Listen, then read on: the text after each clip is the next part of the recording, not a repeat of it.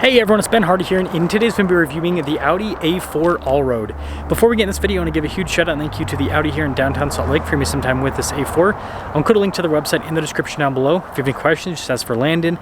Also include a link to my car buying guide. Let's get into it.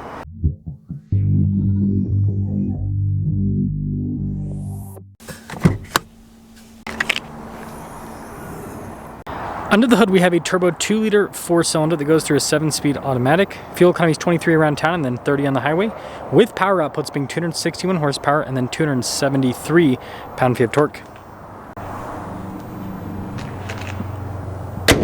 Before I move forward with this review, I do want to mention if you want to see more videos just like this, then I recommend you subscribe because I post content every single day.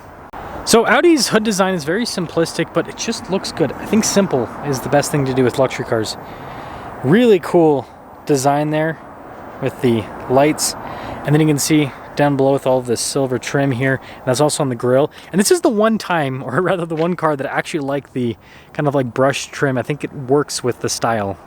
Now our tire wheel setup is 245 by 45 by 18 in the front and over in the rear, and you can see here with the wheels you've got that silver finish on it. Kind of matches the rest of the theme on this, and then unpainted fender flares. I guess it looks more rugged, or maybe that's what Audi would say. That continues along the side as well. And then look at that, the station wagon appearance. That's such a cool look if you ask me.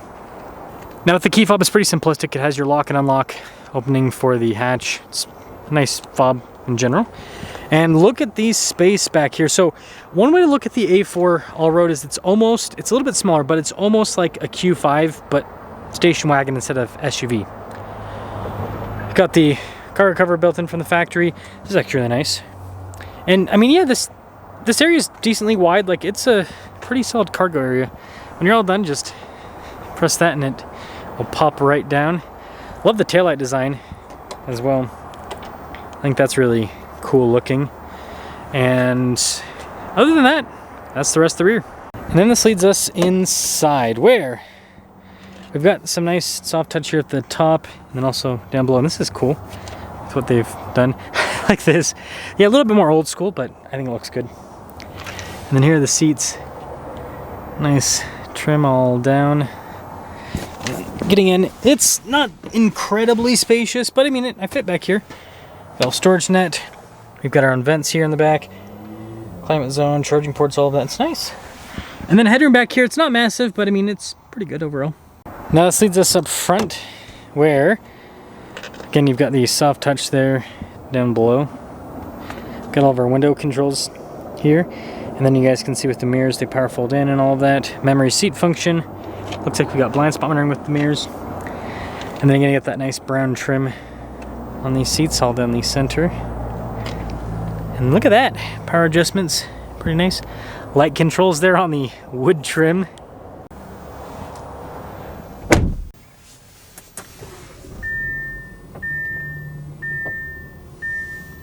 Now take a look at the steering wheel. Nice soft touch trim all around. Paddle shifters there on the back. Practical control in the front, including for your volume controls. Heated steering wheel, voice command phone controls. Controls there for the center as well. And you have regular turn signal / cruise control / windshield wiper stock setup. And yeah, it's got Audi's virtual cockpit, which you press the view button and it'll change the display quite a bit. It's a pretty cool setup overall. A lot of other automakers are doing a similar system nowadays. Now you can see there's a little bit of glare with the screen, but we do have a nice 360 camera system, so that's always a plus. It's not a huge car, but it's still nice being able to see out of all the different angles. And pretty quick response time with the screen. And as you can see, just clicking through the menus. Everything's easy to use, and you probably notice the camera focusing in and out. It's, again, struggling with the glare there. And here's kind of like a view from the driver so you get an idea of what that looks like. We've got our dual zone climate controls here, heated seats as well, drive mode select down below, and then you can see with the auto stop start, stability, parking sensors, hill descent, and let's just turn off the screen. And then some cup holders here. Shifter there for the 7-speed. Got a double parking brake, volume control next to it. Phone charging pad inside. But nice trim on the top, and then nice trim on the dash. And yeah, I actually like the gloss wood trim. Maybe they should bring it back in more cars. Maybe I've lost my taste. Who knows? Pretty big glove box. There we go. We've got a rear view mirror that's nice looking. And then we have a big sunroof. So here's our window sticker for the A4 All-Road, and you guys can see the options to this with the Premium Plus and all that. So just a little bit less expensive than a similar Q5. Q5 would be close to 60 grand. Well, probably like 57. So let's see how this performs.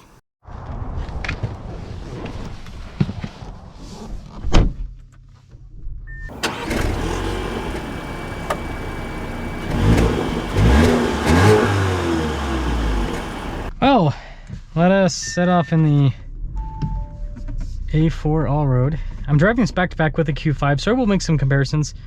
It's a comparison that I hadn't thought of in the past, but reviewing the two cars back to back, it kind of popped into my head. I'm like, you know what? These are very similar in price. They're very similar in terms of features, size.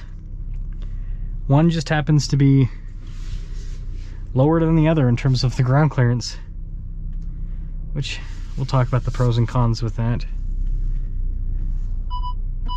And we'll say Audi's camera system's nice. Yeah,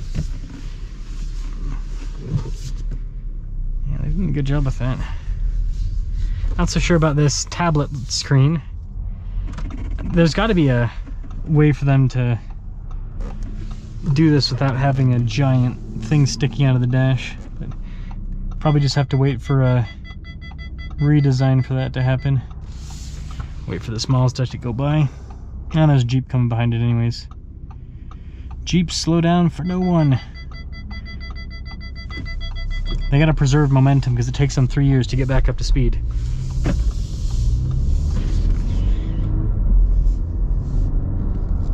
Definitely feel lower to the ground right off the bat compared to the Q5, which I kind of like. Kind of just feel like cozy in the car.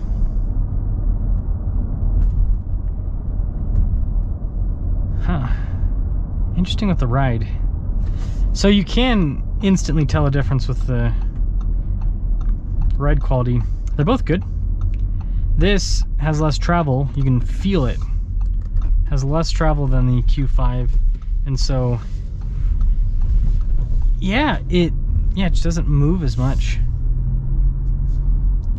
Very interesting to kind of feel that out.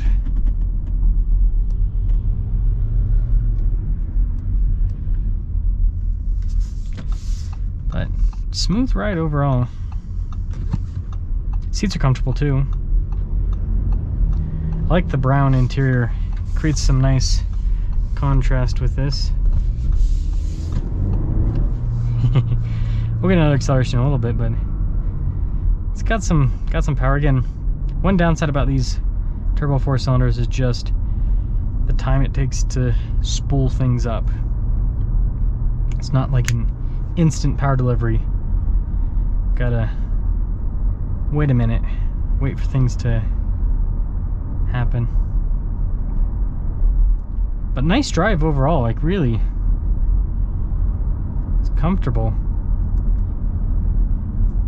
Just kind of floats down the road. No complaints from me with that.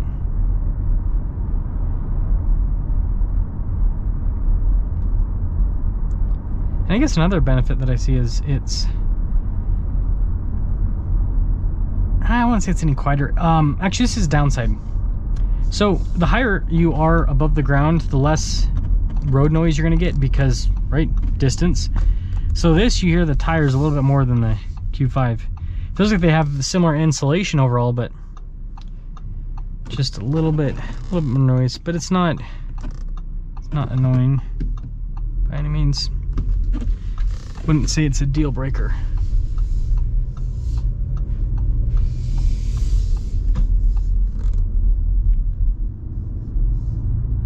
Yeah, at very low speeds, I will say the 4-cylinder is very smooth. Gear shifts and all.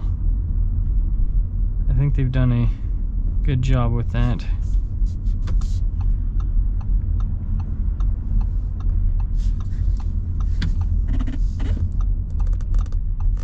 Yeah, not too bad. Not too bad. Get one last acceleration, then we'll sum things up. Well, they're turning. Oof.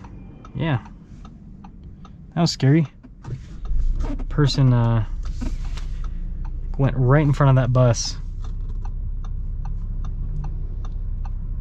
But I think I like this more than the Q5. I think I like this more than the Q5, but I think it's just because the station wagon thing makes more sense to me. Because the Q5's not an off-road SUV. And it's pretty quick. I just think that, yeah, here's my thing with SUVs. If they are real off-road SUVs, then it's like appealing to have higher up off the ground in actual SUV. But if it's not an off-road car, I feel like station wagons just make more sense. They handle better, get better fuel economy.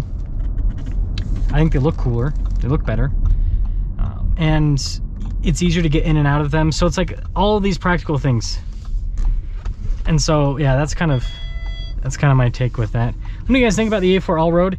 What I will say is, I've said this in the past, I think with the hype of off-roaders in today's world, I'll probably go through here.